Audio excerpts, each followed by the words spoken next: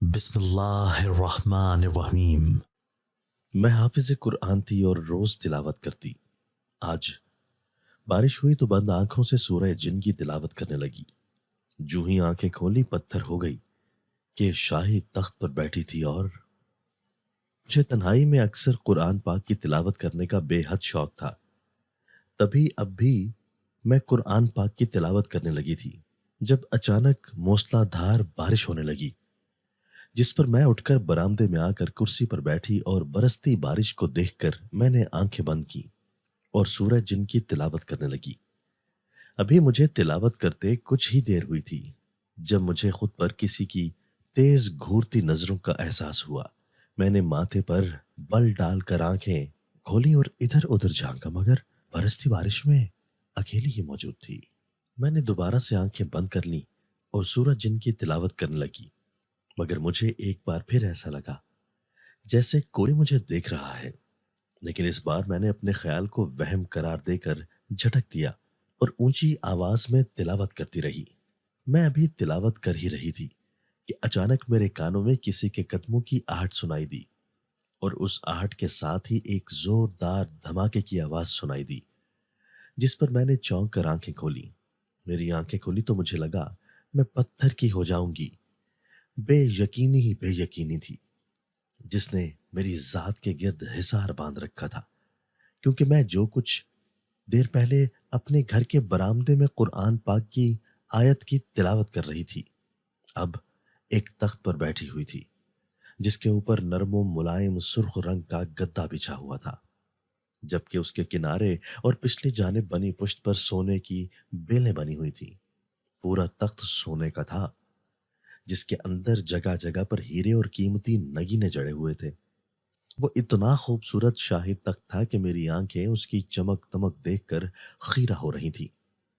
اچانک میرے وجود کو جھٹکا سا لگا تو میں نے چونک کر ہوش میں آتے ادھر ادھر دیکھا تو خوف سے میری آنکھیں پھیل گئیں، کیونکہ میں اس وقت ایک شاہی تخت پر بیٹھی ہوئی تھی، لیکن یہ خوبصورت سا شاہی تخت اس وقت میرے گھر میں نہیں، کسی ویران اور سنسان سے جنگل میں موجود تھا اور ہوا میں معلق خود بخود ہی اڑتا ہوا آگے بڑھتا جا رہا تھا۔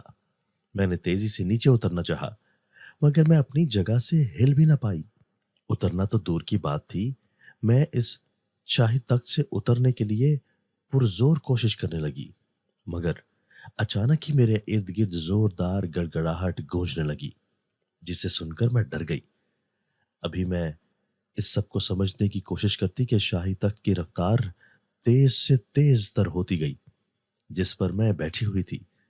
میں نے کس کر شاہی تخت کو پکڑ لیا تاکہ گروں نہیں۔ تیز ہوا میرے چہرے پر تھپڑ برساتی گزرتی چلی جا رہی تھی، جبکہ تخت کی اتنی تیز رفتار پر میرا سانس سوکھ کر حلق میں ہی اٹک چکا تھا۔ تخت کی رفتار تیز ترین ہو چکی تھی، جس کی وجہ سے میرا سر چکرانے لگا تھا۔ میں نے خوف سے دھڑکتے دل سے تخت کو بے شمار درختوں کے بیچ سے بھاگتے ہوئے دیکھا، لیکن حیرت کی بات یہ تھی کہ اتنی تیز رفتار کے باوجود وہ تخت کسی بھی درخت سے ٹکرا نہیں رہا تھا، بلکہ بغیر ٹکرائے گزرتا جا رہا تھا۔ ابھی میں یہی سب سوچ رہی تھی کہ اچانک سامنے ایک بڑا سا درخت نظر آیا۔ وہ درخت اتنا لمبا چوڑا اور سایہ دار تھا کہ میں نے زندگی میں اتنا بڑا اور موٹا درخت نہیں دیکھا کہ اگر اس کو چیر کر اندر سے اس کا گودا صاف کیا جاتا تو اندر پورا محل تعمیر کیا جا سکتا تھا۔ اچانک وہ شاہی تخت اس بڑے سے درخت کی طرف بڑھنے لگا اور اس کی رفتار پہلے سے بھی بہت تیز ہو چکی تھی۔ وہ شاہی تخت پوری رفتار سے اس درخت کے تنے کے درمیانی حصے کی طرف بڑھ رہا تھا، جیسے اسے ٹکرا جائے گا۔ میں بے تحاشا چیخنے لگی، لیکن نہ تو میں اس شاہی تخت کو روک پا رہی تھی، نہ ہی اس سے نیچے اتر سکتی تھی۔ اور پھر یہی ہوا، وہ تخت اڑتا ہوا تیزی سے اس درخت سے جا ٹکرایا تھا اور پورے جنگل میں میری تیز اور بلند چیخیں گونج اٹھی تھیں، جنہیں سننے والا وہاں کوئی بھی نہیں تھا۔ اور پھر میری چیخیں ختم ہوتے ہی وہاں ہر طرف پہلے جیسا وحشت ناک سا سناٹا چھا گیا تھا۔ میرا نام رخشندہ ہے، لیکن سب میرا اتنا بڑا نام لینے کی بجائے مجھے رکشی کہہ کر پکارتے ہیں، چاہے پھر وہ میرے گھر والے ہوں، میرے رشتہ دار یا پھر سسرال والے۔ میری عمر اس وقت 25 سال ہے اور میں ایک حافظہ ہوں۔ مجھے شروع سے ہی قرآن حفظ کرنے کا بے حد شوق تھا اور اسی شوق کی تکمیل کے لیے میں نے دنیاوی تعلیم چھوڑ کر دینی تعلیم حاصل کرنے میں دل لگا دیا۔ 5ویں کلاس تک میں نے دنیاوی تعلیم حاصل کی تھی۔ اس کے بعد میں نے قرآن کو تفسیر کے ساتھ پڑھا اور ساتھ ساتھ حفظ بھی کرتی رہی۔ اس کے بعد میں نے عامہ خاصہ کے کورس کیے اور کچھ عرصہ تک ایک جامعہ میں ایک معلم کے فرائض سر انجام دیے۔ میری آواز میں بے حد تاثیر اور سوز تھا، جو کوئی بھی ایک بار سنتا تو بار بار سننے کی کوشش کرتا۔ یہی وجہ تھی کہ محلے کے لوگ اپنی محفلوں میں ذکر کے لیے زیادہ تر مجھے ہی بلایا کرتے تھے۔ خوشی خوشی چلی جایا کرتی تھی۔ میرے گھر میں ہم 9 لوگ ہیں۔ میرے ماں باپ، مجھ سے بڑے 2 بھائی اور ان کی بیویاں اور ایک میں۔ میرے دونوں بھائیوں کا ایک ایک بیٹا ہے۔ میرے والد کی اپنی ایک فیکٹری ہے جس کو اب میرے بھائی سنبھالتے ہیں۔ میرے ابو کی عمر زیادہ ہو گئی ہے، جس کی وجہ سے وہ کم ہی فیکٹری جا پاتے ہیں۔ مہینے میں 1 یا بس 2 دفعہ وہ بھی فیکٹری کا جائزہ لینے جاتے ہیں کہ کام ٹھیک سے ہو رہا ہے یا نہیں۔ باقی سارا کام میرے دونوں بھائی ہی سنبھالتے ہیں۔ میری امی ایک گھریلو خاتون ہے جو زیادہ تر گھر پر ہی رہتی ہیں۔ ان کی آواز بے حد خوبصورت ہے اور سب کا کہنا ہے کہ میری آواز میری ماں پر گئی ہے۔ ہمارے گھر کو میرے دونوں بھائی بھابیاں سنبھالتے ہیں اور ان کے دونوں بچوں کو میں۔ کبھی کبھار جب میں فارغ ہوں تو ان کا ہاتھ بٹا دیتی ہوں۔ میرے دونوں بھتیجے ابھی چھوٹے ہیں، اس لیے اسکول نہیں جاتے، مگر میں گھر ہی میں ان کو دین اور دنیا دونوں کی تعلیم کا کچھ حصہ پڑھاتی رہتی ہوں، تاکہ جب وہ اسکول میں داخل ہوں تو پہلے سے ہی کچھ نہ کچھ علم ان کے پاس ہو۔ میری دونوں بھابیاں غریب گھرانے سے تعلق رکھتی تھی اور بے حد سلجھی ہوئی تھیں، اور ہمارے گھر آ کر بھی انہوں نے کبھی کسی سے بدتمیزی نہیں کی تھی، جس پر ہم سب ان کے حسن اخلاق کے گرویدہ ہو گئے تھے۔ وہ دونوں آپس میں چچا زاد تھیں اور ان کو میری ماں نے کسی شادی میں اکٹھے دیکھا تھا اور تب ہی ان کو میرے بھائیوں کے لیے پسند کر لیا تھا، اور یوں وہ ہمارے گھر کی بہویں بن کر آ گئیں۔ میری منگنی بھی میرے چچا زاد سے ہو چکی تھی، جو دوسرے شہر میں رہتے ہیں اور ہمارے گھر بھی آتے جاتے رہتے ہیں۔ میری منگنی آج سے 2 سال پہلے میرے چچا زاد کی فرمائش پر ہوئی تھی۔ اسے میں پسند تھی تو اس نے اپنے گھر والوں سے بات کی اور چچا چچی نے میرے گھر والوں سے، اور پھر میرے ماں باپ نے مجھ سے رضامندی لے کر ان کو ہاں کر دی، اور یوں میں اپنے چچا زاد کے ساتھ رشتے میں بندھ گئی۔ اس سے پہلے ہمارا تعلق بس واجبی سا تھا اور سلام دعا تک محدود تھا، لیکن منگنی کے بعد ہم دونوں ایک دوسرے سے کافی بے تکلف ہو چکے تھے۔ چچا لوگ اسی سال کے آخر میں شادی پر زور دے رہے تھے، جس پر میرے گھر والوں نے حامی بھر لی تھی، اور یوں 4 ماہ بعد میری شادی طے کر دی گئی تھی، جس پر سبھی بے حد خوش تھے۔ میرا منگیتر حاشر شہر میں کسی ملٹی نیشنل کمپنی میں جاب کرتا تھا اور وہاں سے اسے اچھی خاصی تنخواہ ملا کرتی تھی۔ میرے چچا، جو کہ اب میرے سسر تھے، وہ بھی ریٹائرڈ صوبے دار تھے اور ان کی بھی کافی اچھی پینشن لگی ہوئی تھی۔ یعنی کہ وہ لوگ کھاتے پیتے لوگ تھے جن کو خدا کے کرم سے کسی چیز کی کمی نہیں تھی، اور مجھے یقین تھا کہ شادی کے بعد میں بھی وہاں پر ہمیشہ خوش رہوں گی، کیونکہ میرے چچا کی کوئی لمبی چوڑی فیملی نہیں تھی۔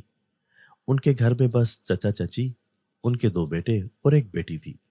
بیٹی بڑی اور شادی شدہ تھی، جبکہ حاشر کے بعد ان کا ایک چھوٹا بیٹا تھا جو ابھی میٹرک میں تھا۔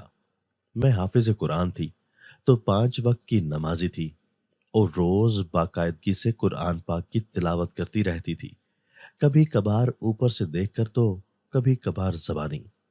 جب کبھی میں فارغ بیٹھی ہوتی تو میں اکثر زبانی کوئی نہ کوئی تلاوت کرتی رہتی تاکہ مجھے قرآن پاک بھول نہ جائے، کیونکہ پہلے بھی میرے ساتھ ایک بار ایسا ہو چکا تھا۔ ہوا کچھ یوں کہ تب میں 13 سال کی تھی اور تب میں جامعہ میں چھٹیاں ہونے پر چھٹیاں گزارنے اپنی ماں کے ساتھ اپنے ننیال چلی گئی تھی، اور پھر میری ماں تو وہاں سب سے مل کر واپس آ گئی، لیکن میں ساری چھٹیاں وہاں گزارنے کے ارادے سے وہیں رک گئی۔ وہاں میں اپنے ماموزاد بہن بھائیوں کے ساتھ سارا دن کھیلتی اور شرارتیں کرتی رہتی، اور بھول گئی کہ مجھے اپنا پڑھا ہوا قرآن پاک بھی دہرانا ہے تاکہ میں بھولوں نہ، کیونکہ جامعہ میں ہم سے روز بنا بتائے کوئی نہ کوئی صورت سن لی جاتی تھی، اور جو بھول جاتا تھا تو اسے سزا دی جاتی تھی۔ ہر روز قرآن پاک کی دہرائی کرنے کی جو عادت بنی ہوئی تھی وہ عادت ننیال جا کر چھوٹ چکی تھی، اور میں کھیل کود اور موج مستیوں میں مگن رہنے لگی تھی۔ وہ پورا مہینہ میں نے قرآن پاک کھول کر بھی نہ دیکھا، اور 1 مہینے بعد میں واپس اپنے ابو کے ساتھ گھر واپس آ گئی کہ چھٹیاں ختم ہو چکی تھیں۔ اگلے دن میں جامعہ کے لیے تیار ہو کر جامعہ آ گئی تھی، اور پہلے ہی دن ہماری معلمہ نے ہم سے ٹیسٹ لے لیا تھا اور ہمیں زبانی قرآن پاک کی سورت سنانے کو کہا تھا۔ میں نے اپنی باری آنے پر سورت شروع تو کر لی، مگر ہر بار آگے بڑھنے سے اٹک جاتی، جس پر میری معلمہ مجھے کوئی اور سورت سنانے کا کہتی، لیکن میں بار بار بھولتی رہی تو میری معلمہ نے نہ صرف مجھے مارا بلکہ میری شکایت گھر والوں تک بھی پہنچائی، جس کے بعد مجھے بے عزتی محسوس ہوئی، اور احساس گناہ بھی کہ خدا کی دی امانت کو سینے میں سنبھال کر بھول گئی۔ تب سے لے کر آج تک میں نے کبھی قرآن پاک کو بھولنے کی حماقت نہیں کی تھی، اور ہر روز کسی نہ کسی صورت کی دہرائی کرتی رہتی تھی۔ میری دونوں بھابیاں کچن میں کھانا بنا رہی تھیں، اور امی اندر کمرے میں آرام کر رہی تھیں۔ دونوں بھتیجے اپنے دادا یعنی میرے ابو کے ساتھ باہر نکلے ہوئے تھے۔ ابھی میں کمرے میں بیٹھ کر تلاوت ہی کرنے لگی تھی جب اچانک ہی باہر موسلا دھار بارش ہونے لگی۔ یہ دیکھ کر میں باہر برآمدے میں آ گئی اور کرسی پر بیٹھ کر آنکھیں بند کرتی سورہ جن کی تلاوت کرنے لگی، لیکن جیسے ہی سورت ختم کر کے آنکھیں کھولی تو پتھر کی ہو گئی، کیونکہ میں اس وقت ایک شاہی تخت پر بیٹھی ہوئی تھی جو بے حد خوبصورت تھا اور سونے کا بنا تھا، لیکن میں اس وقت اپنے گھر کے برآمدے میں نہیں، ایک جنگل میں موجود تھی، جہاں سے وہ شاہی تخت درختوں کے بیچوں بیچ سے اڑتا ایک بڑے اور عجیب سے درخت کے پاس پہنچ کر زور سے اس درخت سے ٹکرا گیا تھا، جس کے بعد میں اپنے ہوش و حواس کھو بیٹھی تھی۔ مجھے جب ہوش آیا تو میں اپنے کمرے میں موجود تھی۔ اپنے کمرے پر نگاہ پڑتے ہی میں اٹھ کر بیٹھ گئی اور حیرت سے ادھر ادھر دیکھنے لگی۔ کچھ دیر پہلے جو ہوا وہ سب کچھ یاد آتا چلا گیا کہ کیسے بارش ہوئی اور میں نے سورہ جن کی تلاوت کی، اور اس کے بعد میں اس شاہی تخت پر بیٹھی اور وہ شاہی تخت ایک جنگل میں اڑتا ایک درخت میں گھس گیا۔ اس کے بعد کیا ہوا مجھے کچھ یاد نہیں تھا۔ میں نے اپنا سر تھام کر دبایا کہ اگر وہ سب سچ تھا تو میں اپنے گھر میں کیسے آئی، اور اگر خواب تھا تو ایسا خواب کیوں، وہ بھی جاگتی آنکھوں سے۔ ابھی میں خود سے ہی سوال و جواب کر رہی تھی کہ جب اچانک میرے کمرے کا دروازہ کھول کر میری امی اندر داخل ہوئیں اور قہوہ مجھے دیتے ہوئے کہا کہ اسے پی لو، بہتر محسوس کرو گی، جس پر میں نے اپنی ماں سے پوچھا کہ مجھے کیا ہوا تھا، جس پر میری ماں نے بتایا کہ میں بے ہوش ہو کر گر گئی تھی۔ اپنی ماں کی بات سن کر میں نے ایک سکون بھرا سانس لیا کہ وہ سب میرا وہم ہی تھا۔ قہوہ پی کر میں آرام کرنے کے لیے لیٹ گئی کہ میرا سر بے حد بھاری ہو رہا تھا اور اعصاب بھی کچھ بوجھل اور تھکے تھکے سے تھے۔ کافی دیر آرام کرتے رہنے کے بعد میں نے مغرب کی نماز کے بعد رات کا کھانا کھایا اور پھر عشاء کی نماز کے وقت قرآن پاک کی تھوڑی سی تلاوت کی اور سونے کے لیے لیٹ گئی۔ کچھ ہی دیر میں گہری نیند میں اتر گئی تھی۔ مجھے سوئے ہوئے نہ جاننے کتنا وقت ہوا تھا جب مجھے عجیب سی بے چینی ہونے لگی۔ ایسا لگا جیسے میرے کمرے میں میرے علاوہ بھی کوئی موجود ہے۔ بند آنکھوں سے بھی کسی کی گھورتی نظریں مجھے صاف محسوس ہو رہی تھی، اور ان نظروں کی تپش ہی تھی جو میری نیند میں خلل ڈال رہی تھی۔ ابھی میں اسی بے چینی میں تھی کہ کمرے میں ہبس بڑھنے لگی، اور پھر یہ تپش بڑھتی بڑھتی میرے جسم کو چبھنے لگی۔ گرمی کی وجہ سے میرا پورا جسم پسینہ پسینہ ہونے لگا تھا۔ میں نے اسی گرمی سے بے حال اپنی آنکھیں کھولنی چاہی، مگر تبھی مجھے اپنے چہرے پر کسی کی کھردری اور تپتی انگلیوں کا لمس محسوس ہوا۔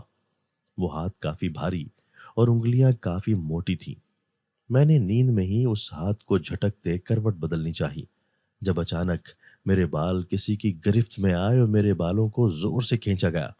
میں اس اچانک حملے پر کراہتی ہوئی اٹھ کر بیٹھی، مگر مجھے کمرے میں کوئی بھی ایسا نظر نہیں آیا جو میرے ساتھ ایسی حرکت کرتا۔ میں نے گہری نگاہوں سے کمرے کا جائزہ لیا، مگر کمرہ بالکل پہلے جیسا تھا۔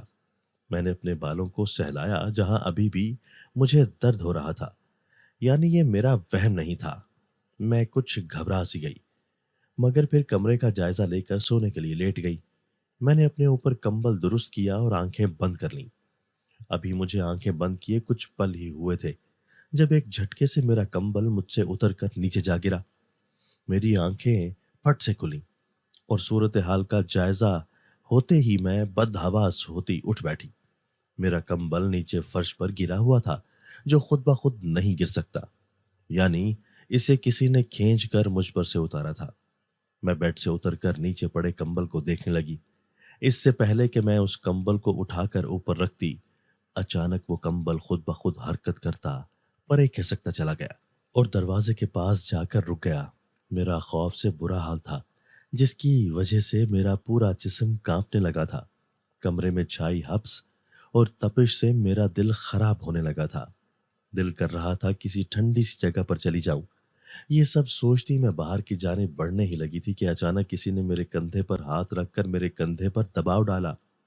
उस हाथ के लम्स में इतनी तपिश थी कि मुझे लगा मेरा कंधा जल गया हो। दूसरी दहशत अपने कमरे में किसी और की मौजूदगी की थी।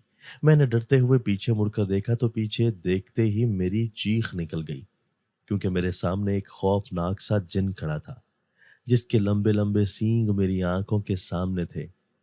उसके सामने के दो लंबे दांत बाहर को निकले हुए थे। उसका रंग गहरा काला था, जबकि आंखों का रंग गहरा सफेद था, जिसके कोनों पर चांद की शक्लें बनी हुई थी।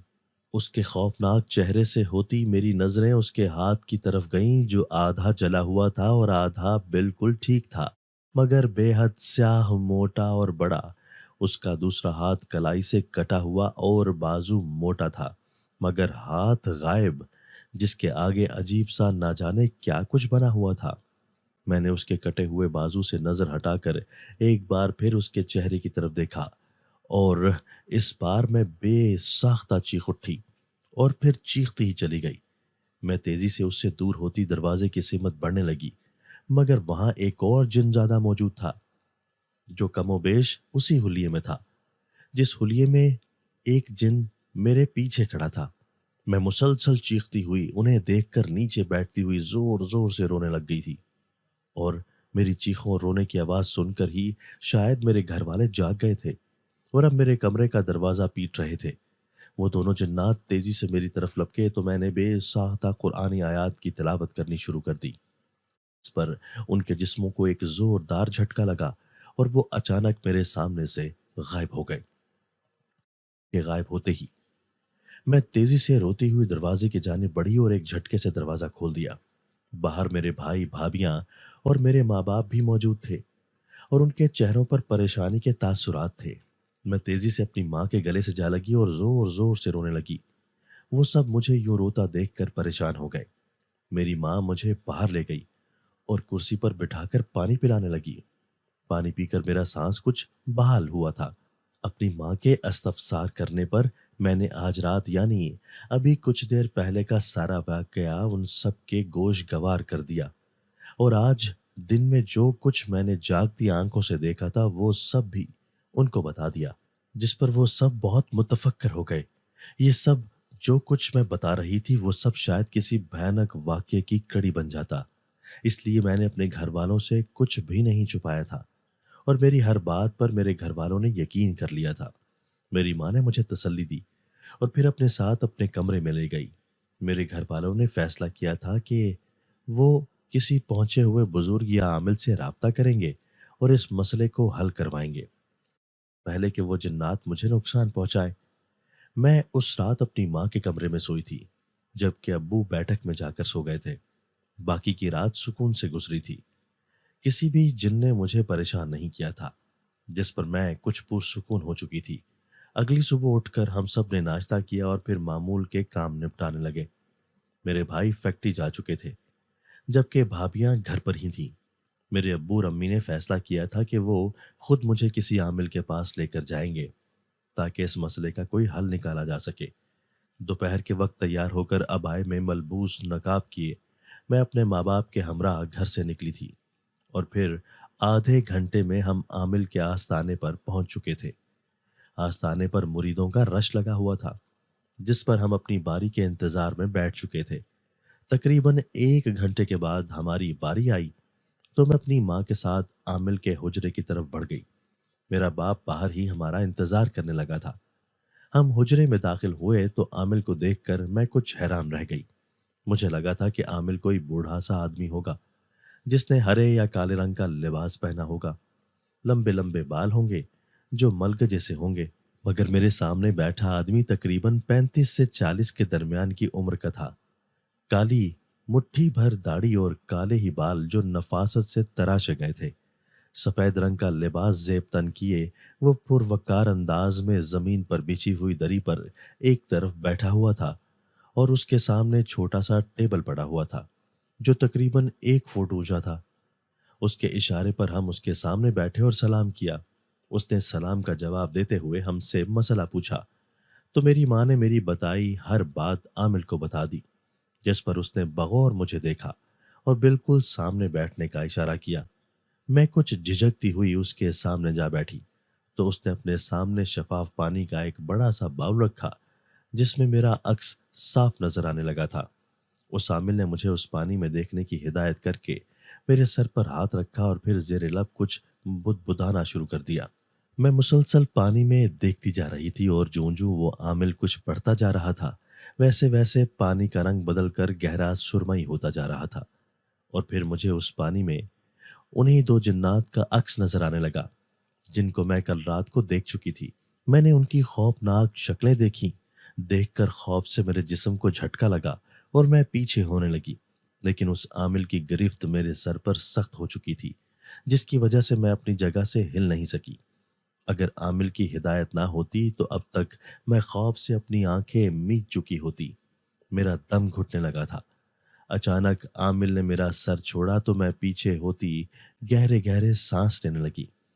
आमिल ने कहा कि जो कुछ हुआ वो मैं देख चुका हूं और ये कोई आम जन्नात नहीं है बल्कि शाही जन्नात हैं जो इस लड़की को लेने आए थे। आमिल की बात सुनकर मैं और मेरी माँ ने खौफजदा होकर एक दूसरे को देखा और फिर मेरी माँ ने आमिल से पूछा कि वो मेरी ही बेटी के पीछे क्यों पड़ गए हैं और उनसे पीछा कैसे छुड़वाया जाए। मेरी माँ के सवाल पर आमिल ने जवाब दिया कि वो जन्नात शाही जन्नात हैं जो बारिश के वक्त बाहर निकलकर घूम रहे थे। ऐसे जन्नात जहाँ चाहे जा सकते हैं। वो बारिश में बाहर घूम रहे थे जब आपकी बेटी ने सूरह जिन की तिलावत करना शुरू कर दी और यूं वो शाही जिन्न आपके घर में हाजिर हो गए और आपकी बेटी को तिलावत करते हुए सुन लिया। औरतों को कुरान पाक मध्यम आवाज में पढ़ने का हुक्म दिया गया है क्योंकि खूबसूरत और पुरसोज आवाज़ों पर जिन्न आशिक हो जाते हैं। इसीलिए वो जन्नात आपकी बेटी की खूबसूरत और पुरसोज आवाज़ की तरफ माइल हो गए और आपकी बेटी को शाही तख्त पर बिठाकर अपनी दुनिया में ले जाना चाहा। लेकिन ये हाफिज कुरान होने की वजह से महफूज रही और उनके साथ ना जा पाई। लेकिन वो जन्नात इसे ले जाने की कोशिश करेंगे। उसकी बात सुनकर हम दोनों ही परेशान हो गई थी, जिस पर आमिल ने मजीद कहा कि उनका मकसद सिर्फ आपकी बेटी को अपनी दुनिया में ले जाना नहीं बल्कि उसे अपने शाही महल की मलिका बनाना है। वहां का बादशाह इससे शादी करके इसे वहां की मलिका बनाकर रखना चाहता है। सूरज जिन की वजह से वो जिन्नात हाजिर हुए थे और अब वो नाकाम किसी हाल में नहीं लौटेंगे। मेरी माँ ने घबरा कर पूछा फिर उनसे कैसे बचा जाए, जिस पर आमिल ने कहा कि ये कंवारी है और कंवारी लड़कियों पर जिन जल्द काबिज हो जाते हैं तो बेहतर है कि जल्द अज जल्द इसकी शादी कर दी जाए। एक बार इसकी शादी हो गई तो उन जिन्नात के पास इसका पीछा छोड़ने के अलावा कोई रास्ता नहीं रहेगा, क्योंकि वो एक शादीशुदा लड़की को अपनी मलिका नहीं बना सकते, ना ही वहां का बादशाह जिन एक शादीशुदा लड़की से शादी कर सकता है। आमिल की बात सुनकर मेरी माँ ने सर हिला दिया और फिर उसका शुक्रिया अदा करके मुझे लेकर बाहर चली आई। आमिल के मुताबिक वो जन्नात मेरी आवाज़ की तरफ माइल हुए थे और मुझे अपने शाही महल ले जाना चाहते थे और उनसे बचने के लिए एक ही रास्ता था और वो थी मेरी शादी। तभी मेरी माँ ने फैसला कर लिया था कि अब वो जल्द ही मेरी शादी कर देंगी ताकि उन जिन्नात से पीछा छुड़वाया जा सके। हम लोग आस्ताने से बाहर आ चुके थे। घर वापस आते हुए रास्ते में मेरी माँ ने मेरे बाप को आमिल की बताई सारी बातें बता दी, जिसके बाद मेरे बाप ने मुझे डपटा कि ज़रूरत ही क्या थी बारिश के मौसम में सूरह जिन की तिलावत करने की, जिस पर मैं चुप करके दिल में ही बस यही सोच कर रह गई کہ اگر مجھے پتہ ہوتا کہ سورہ جن کی تلاوت کرنے سے میرے پیچھے جنات لگ جائیں گے تو میں کبھی بھی یہ حماقت نہ کرتی، مگر اب پچھتانے کا کوئی بھی فائدہ نہیں تھا۔ تبھی میں دل محسوس کر رہ گئی تھی۔ گھر آنے کے بعد میں سیدھی اپنے کمرے میں چلی آئی تھی، جبکہ میری امی اب میرے بھائیوں اور بھابھیوں کو ساری بات بتانے لگی تھی۔ دوپہر کے کھانے کے بعد میری امی نے میری چچی کو فون کر کے کل ہی نکاح کرنے کا کہا تھا، جس پر میری چچی اتنی اچانک نکاح کرنے پر کچھ حیرانگی کے ساتھ ساتھ پریشان بھی ہوئی تھی کہ شادی چند ماہ بعد ہو رہی تھی، پھر اچانک سے نکاح کیوں؟ جس پر میری ماں نے میری چچی سے کچھ بھی چھپائے بغیر ہر چیز بتا دی تھی کہ ہمارے گھر میں سے کوئی بھی جھوٹ بولنے اور سچ چھپانے کا عادی نہیں تھا۔ ساری بات سن کر میری چچی کچھ پلوں کے لیے خاموش رہ گئی تھی، اور پھر کچھ ہی دیر بعد کل نکاح کی حامی بھر چکی تھی۔ مجھے یہ سب باتیں اپنی بڑی بھابھی سے پتہ چلی تھی۔ گھر میں کل میرے اور حاشر کے نکاح کی تیاریاں ہونے لگ گئی تھیں۔ رات کے کھانے کے بعد میں اپنے کمرے میں سونے چلی گئی تھی۔ سوتے وقت میں نے قرآنی آیات اور آیت الکرسی پڑھ کر خود پر پھونکی تھی اور پھر مطمئن ہوتی سو گئی تھی۔ مجھے پوری امید تھی کہ آج رات جنات مجھ پر حملہ نہیں کر سکیں گے، کیونکہ میں نے اپنے اوپر آیت الکرسی کا دم کر لیا تھا۔ میں جلد ہی گہری نیند میں اتر گئی تھی، مگر ابھی مجھے سوئے ہوئے کچھ ہی دیر ہوئی تھی جب مجھے کمرے میں ویسی ہی گھٹن اور ہابس کا احساس ہونے لگا تھا جیسے کل رات ہوا تھا۔ میں نیند میں ہی گھبراتی کروٹ بدل گئی کہ تبھی میرا ہاتھ بیڈ پر کسی چیز کے اوپر پڑا۔ میں نے ٹٹول کر دیکھا تو وہ کسی کا ہاتھ تھا جس کی موٹی کھردری جلد پر میں ہاتھ رکھ چکی تھی، مگر اس ہاتھ سے اٹھتی آگ کی سی تپش نے مجھے جلد ہی ہاتھ ہٹا لینے پر مجبور کر دیا تھا۔ میں چونک کر آنکھیں کھولنے ہی لگی تھی جب مجھے اپنا وجود ہلکا پھلکا ہوتا محسوس ہوا۔ میں نے تیزی سے آنکھیں کھولی اور اپنے ارد گرد دیکھا تو خوف سے میری چیخ نکل گئی، کیونکہ اس وقت میں اسی شاہی تخت پر سوار تھی جس شاہی تخت پر میں نے خود کو اس دن بیٹھے دیکھا تھا جس دن بارش میں نے سورہ جن کی تلاوت کی تھی۔ میں نے تیزی سے اس تخت سے اترنے کی کوشش کی، لیکن نیچے نگاہ کی تو چیخ کر واپس سختی سے تخت کو تھام گئی، کیونکہ تخت زمین سے بے تحاشا بلندی پر تھا اور تیزی سے اڑتا ہوا آگے بڑھتا چلا جا رہا تھا۔ اور یہ میرا گھر نہیں، وہی جنگل تھا، بالکل اس دن کی طرح جس دن یہ تخت مجھے جنگل میں لے جاتا اس بڑے اور عجیب سے درخت سے ٹکرا گیا تھا۔ فرق صرف یہی تھا کہ اس وقت دن تھا اور آج رات تھی، اور ہر طرف خوفناک سا سناٹا اور وحشتناک خاموشی چھائی ہوئی تھی۔ اس جنگل میں صرف میں اور وہ تخت ہی موجود تھے۔ وہاں ان جنات کا نام و نشان بھی نہیں تھا جو مجھے نظر آئے تھے۔ وہ تخت آگے ہی آگے بڑھتا چلا گیا اور پھر میرے سامنے وہی عجیب اور بڑا سا درخت آ گیا جسے دیکھ کر میں چیخنے اور چلانے لگی، لیکن میری چیخوں سے وہ تخت بالکل بھی نہیں رک رہا تھا، اور پھر تیزی سے وہ تخت مجھ سمیت جا کر اس درخت سے ٹکرا گیا۔ پورا جنگل میری چیخوں سے گونج اٹھا تھا، اور پھر میری آنکھوں کے سامنے اندھیرا چھا گیا اور میرا سر چکرانے لگا۔ اس کے بعد کیا ہوا اور کیا نہیں مجھے کچھ خبر نہیں تھی، مگر جب میری آنکھ کھلی تو میرا سر بے حد بوجھل اور بھاری ہو رہا تھا۔ میں چکراتے ہوئے سر کو تھام کر اٹھ بیٹھی اور پھر جب کچھ سنبھلی تو ارد گرد کا جائزہ لیا، مگر یہ دیکھ کر میں دنگ رہ گئی کہ وہ کوئی شاہی کمرہ تھا جہاں اعلیٰ پائے کا فرنیچر، گلدان اور مسحری سجی ہوئی تھی۔ مجھے ایسا لگا جیسے میں قدیم زمانے کے کسی شاہی محل میں آ گئی ہوں۔ میں ڈرتی ہوئی اٹھ کھڑی ہوئی تو نگاہ اپنے لباس پر جا پڑی، جسے دیکھتے ہی میں چونک اٹھی۔ اس وقت میں اپنے شلوار قمیض میں نہیں، شاہی شہزادیوں والی پوشاک میں ملبوس تھی جو سرخ اور سنہری رنگ کی تھی۔ مجھے کچھ دیر پہلے کا منظر یاد آیا جب میں شاہی تخت سمیت اس بڑے سے درخت کے ساتھ ٹکرائی تھی، مگر اب بھی زندہ تھی، اور یہ بات میرے لیے حیرت کا باعث تھی۔ میں تیزی سے سامنے نظر آتے بڑے سے دروازے کی جانب بڑھی اور اسے کھول کر باہر نکل آئی۔ سامنے ہی راہداری تھی جس کے کناروں پر لگی ریلنگ سے نیچے کا منظر صاف نظر آ رہا تھا۔ میں نے نیچے چھانک کر دیکھا تو پورا شاہی محل خوبصورتی سے سجا ہوا تھا، مگر مجھے کوئی بھی نظر نہیں آ رہا تھا۔ مجھے یقین تھا کہ میں یہاں سے بھاگ جاؤں گی۔ تبھی میں تیزی سے سیڑھیاں اترتی نیچے آئی۔ ابھی میں نے آخری سیڑھی پر قدم رکھا ہی تھا جب مجھے اپنے پیچھے کسی کی تیز اور بھیانک سی گھرراہٹ نما آواز سنائی دی۔ میں خوف سے اچھلتی پیچھے مڑی تو بے تحاشا چیخ اٹھی، کیونکہ سیڑھیوں کے اوپر ایک جن زادی کھڑی تھی जो अपनी लाल आंखों से मुझे घूर रही थी। मेरे देखते ही देखते उसने ऊपर से छलांग लगाई और मेरी तरफ लपकी। मैं अपनी जगह से हिले बगैर चीखती चली जा रही थी और मेरी चीखों की आवाजें सुनकर मेरे पीछे 100 से जायद जन्नात जमा हो गए थे, जिनकी गुर्राहटें मेरे अकब में गूंज रही थीं। अचानक उस जिनजादी ने मेरे करीब पहुंचते ही मुझे उठाकर जोर से सभी जन्नात की तरफ उछाला। मेरे हलक से चीखें निकलती पूरे शाही महल में गूंजती चली गईं। वो जिन्नात शायद अब मुझे नोच नोच कर खाने वाले थे। यही सोचकर मेरी रूह लरस गई थी। जिन्नात की चीखों पुकार और धाड़ों के खौफनाक आवाजें मेरे कानों में गूंजती मेरे कानों के पर्दे फाड़ रही थी। और फिर अचानक मैं धड़ाम से नीचे गिरी। खौफ के बायस मैं रोने लगी थी और अब मुझे यकीन था कि मैं इन खौफनाक जिन्नात का शिकार बन जाऊंगी।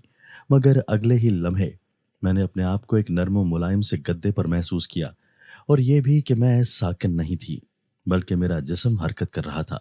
मैंने तेजी से उठकर बैठते हुए अपना जायजा लिया तो चौंक कर रह गई, क्योंकि मैं शाही तख्त पर मौजूद थी और कुछ जन्नात ने उस शाही तख्त को अपने हाथों से उठा रखा था। बाकी जन्नात शाही तख्त के पीछे पीछे चले आ रहे थे और सब जन्नात एक आवाज में जोर जोर से कुछ गुनगुना रहे थे। वो जबान मेरे लिए अजनबी थी, तभी मैं कुछ समझ नहीं पाई।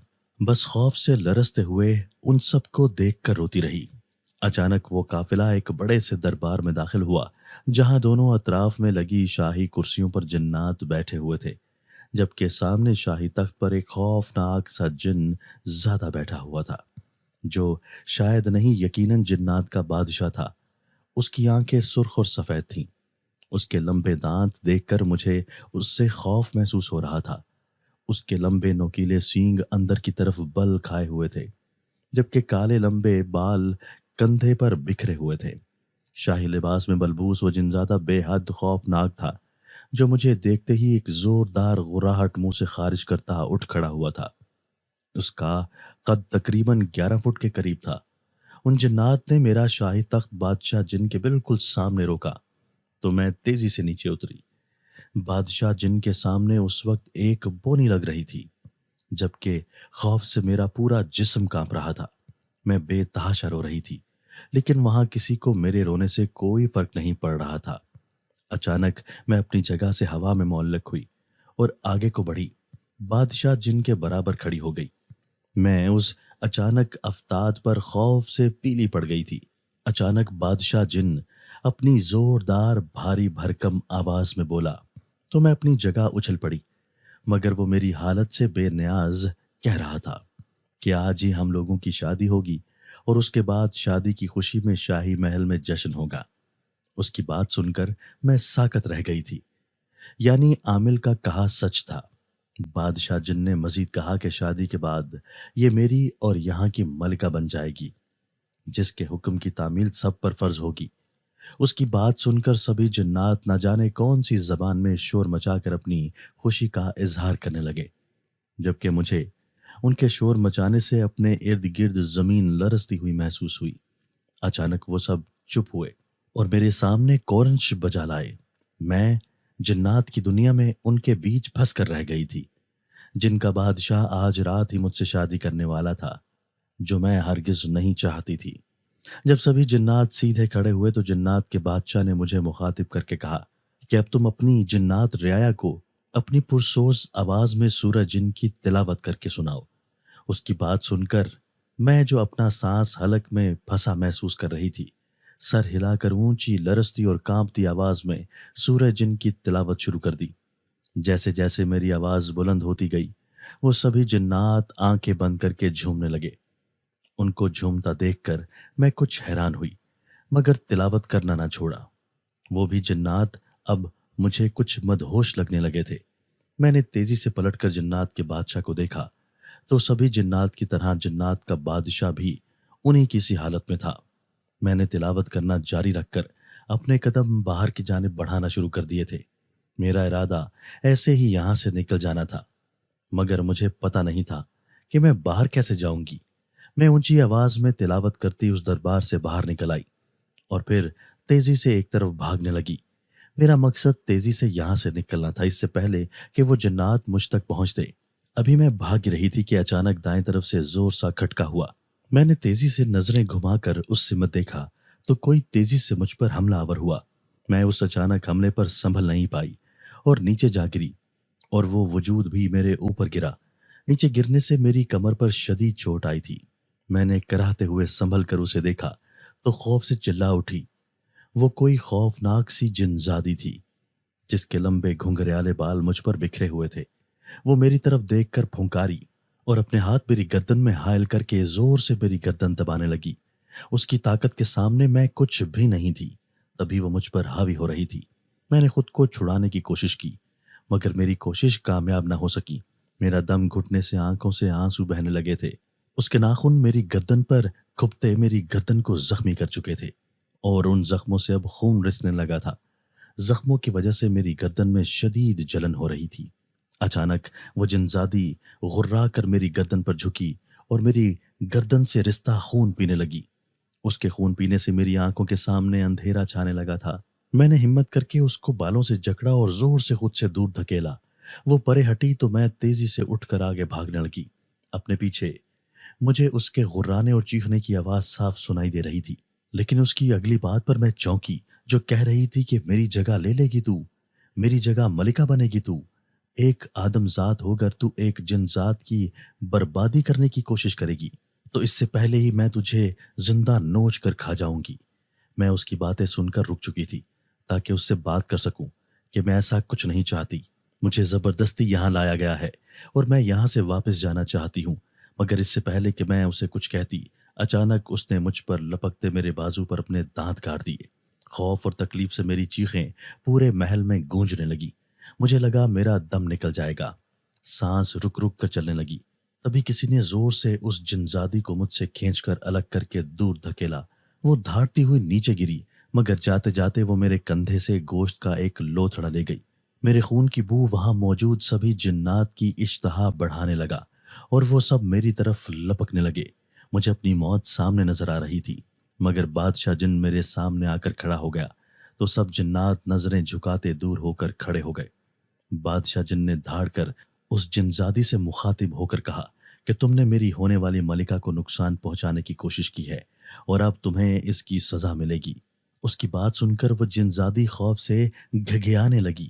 میں نے روتے ہوئے تیزی سے کہا کہ میں ملکہ نہیں بننا چاہتی، مجھے چھوڑ دو، میری دنیا میں واپس جانے دو، مجھے یہاں نہیں رہنا۔ میری بات سن کر بادشاہ جن نے غصے سے مجھے دیکھا تو میں سہم کر پیچھے کو ہٹی۔ وہ جنزادی ٹھٹک کر اب مجھے دیکھ رہی تھی۔ اس کے بھیانک چہرے پر جو غصہ تھا وہ اب مجھے ختم ہوتا محسوس ہو رہا تھا۔ اچانک وہ جنزادی بولی کہ میری جگہ یہ لینے والی ہے، میں وعدہ کرتی ہوں کہ اسے کوئی نقصان نہیں پہنچاؤں گی، اس کو تیار بھی میں ہی کروں گی۔ میری اب کی غلطی کے لیے مجھے معاف کر دو بادشاہ سردار۔ اس جنزادی کی بھاری بھرکم آواز وہاں گونج رہی تھی، جسے سن کر بادشاہ جن نے سر ہلا دیا، جس کا مطلب تھا کہ وہ جنزادی اسے محبوب تھی جو اسے سزا نہیں دی تھی۔ بادشاہ نے مجھے اس جنزادی کے حوالے کر دیا تھا۔ وہ جنزادی مجھے لے کر ایک کمرے میں چلی آئی تھی جو بے حد خوبصورت تھا۔ کندھے اور گردن پر آئے گہرے زخموں کی وجہ سے مجھے بے حد تکلیف ہو رہی تھی، جس کی وجہ سے میں کراہتی ہوئی رو رہی تھی۔ اس جنزادی نے کمرے میں آ کر میرے زخموں پر نہ جانے کون سا لیپ لگایا جس سے مجھے کچھ سکون محسوس ہوا۔ اس کے بعد اس نے میرے زخموں پر کوئی منتر پڑھا جس سے مجھے درد ہونا بالکل ختم ہو گیا۔ اس جنزادی نے کہا کہ میں بادشاہ جن کی بیوی ہوں، اور جب مجھے پتہ چلا کہ وہ ایک آدم زادی سے شادی کر کے اسے ملکہ بنا رہا ہے جس پر میں طیش میں آ گئی تھی، اسی لیے تم پر حملہ کر دیا۔ اگر تم مجھے پہلے بتا دیتی تو میں تمہیں تکلیف نہ پہنچاتی۔ میں نے روتے ہوئے کہا کہ کل میری شادی ہے، مجھے یہاں سے جانا ہے، مجھے جنات کی دنیا میں نہیں رہنا، جس پر وہ چپ چاپ مجھے دیکھنے لگی۔ اس کے بھیانک چہرے سے مجھے خوف محسوس ہو رہا تھا، مگر میں کچھ اخذ نہیں کر پا رہی تھی کہ وہ کیا چاہتی ہے۔ وہ چپ چاپ ایک کرسی پر بیٹھ گئی تھی، جبکہ میں نہ جانے کتنی دیر تک وہیں بیٹھی روتی رہی۔ رات چھا رہی تھی جب اس نے مجھے تیار کرنا شروع کر دیا۔ خوف سے میرا سانس رک رہا تھا۔ کچھ دیر بعد ایک جن سے میری شادی تھی، یہ سوچ ہی میری جان نکالنے کے لیے کافی تھی۔ مجھے یقین ہو چکا تھا کہ میں اب کبھی یہاں سے نہیں نکل سکوں گی، کیونکہ میں ان طاقتور جنات کا مقابلہ نہیں کر سکتی تھی कुछ ही देर में वो मुझे भारी कपड़े, भारी जेवरात पहना कर कमरे से बाहर लाई और एक तरफ बढ़ने लगी।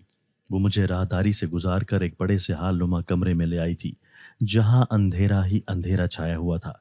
दीवारों पर मशालों की रोशनी से वहां हल्का फुल्का उजाला फैला हुआ था। हाल के वस्त में एक लंबूतरी सी कब्रनुमा जगह बनी हुई थी। बाकी सारा हाल खाली था। वो जिनजादी मुझे उस लंबूतरी सी कब्र के पास ले आई, जिसका मुंह खुला हुआ था, लेकिन उसके मुंह के दहाने पर बड़े से सांप का मुंह खुला हुआ था। उस सांप का मुंह इतना बड़ा था कि एक वक्त में 2 इंसान उसके मुंह में समा सकते थे। मैं खौफ से अभी उस कब्र का जायजा ले रही थी जब अचानक उस जिनजादी ने मुझे जोरदार धक्का दिया।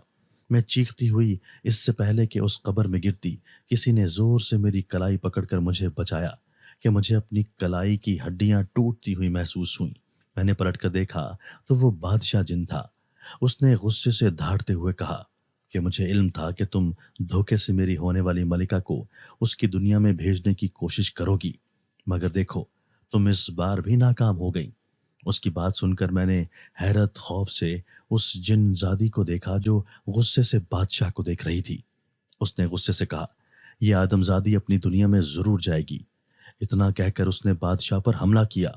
मैं तेजी से एक तरफ हटकर उन दोनों को देखने लगी, जो आपस में गुत्थम गुत्था हो गए थे।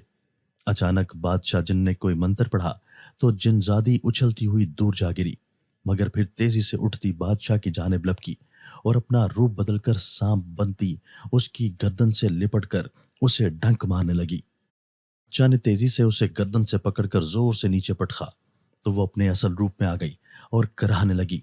बादशाह ने उसे बालों से दबोचा और चुटकी बजाई तो एक तरफ भट्टी सी चलने लगी, जिसमें तेज आग भड़क रही थी। खौफ से चीखती उन दोनों को देख रही थी।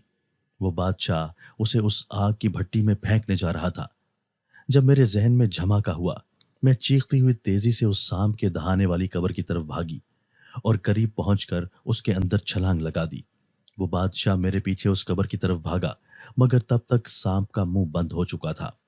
मैंने अपने पीछे उस जिनजादी के कहके की आवाज सुनी। कब्र में अंधेरा था और घूमने से मुझे चक्कर आने लगे थे, मगर यह सिर्फ एक पल का खेल था। अगले ही पल में चकराकर नीचे गिर चुकी थी। मेरे इर्द गिर्द शोर फैला तो मैंने संभल कर अतराफ का जायजा लिया, जहां मेरे घर वाले परेशान बैठे थे। मेरी माँ ने मुझे खुद से लगाया तो मैंने रोते हुए उन्हें सारी बात बता दी। मेरे बाप ने तभी मेरे निकाह का फैसला किया तो मेरे चौंकने पर भाभी ने बताया कि मेरे गायब होने की वजह से वो लोग रातों रात यहाँ आ चुके थे। मेरे बड़े भाई ने जल्द ही मौलवी का बंदोबस्त किया और 1 घंटे के अंदर अंदर मेरा और हाशिर का निकाह हो गया, जिस पर सबने सुकून का सांस लिया कि अब मैं कंवारी नहीं रही थी। बाकी की रात सुकून से गुजरी थी और अगले दिन हम उस आमिल के पास गए थे जिसने उसका हल बताया था। उसे हमने सारी बात बताई तो उसने कहा कि अब वो तुम्हारा कुछ नहीं बिगाड़ सकता। फिर भी उस आमिल ने हिफाजत के लिए मुझे और हाशिर को तावीज़ बना कर दिया और फिर हम घर लौट आए। 1 माह के अंदर अंदर मेरी और हाशिर की शादी हो गई थी, जिसके बाद मैं अपने ससुराल आ गई। लेकिन उन जिन्नात में से कभी कोई मेरे सामने नहीं आया। इस वाक़ये के बाद मैंने कभी ऊंची आवाज़ में तिलावत नहीं की और आज मैं अपने शौहर के साथ हंसी खुशी ज़िंदगी गुजार रही हूँ। दोस्तों, अगर आपको आज की हमारी ये वीडियो पसंद आई है तो इसे लाइक कीजिए और इसे अपने प्यारों के साथ शेयर ज़रूर कीजिएगा। और हाँ, अगर आपने अभी तक हमारा चैनल सब्सक्राइब नहीं किया तो हमारा चैनल सब्सक्राइब कर दीजिए और बेल आइकन भी प्रेस कर दीजिए ताकि हमारी हर नई आने वाली वीडियो आपको बर वक्त मिल सके। अल्लाह हाफिज़।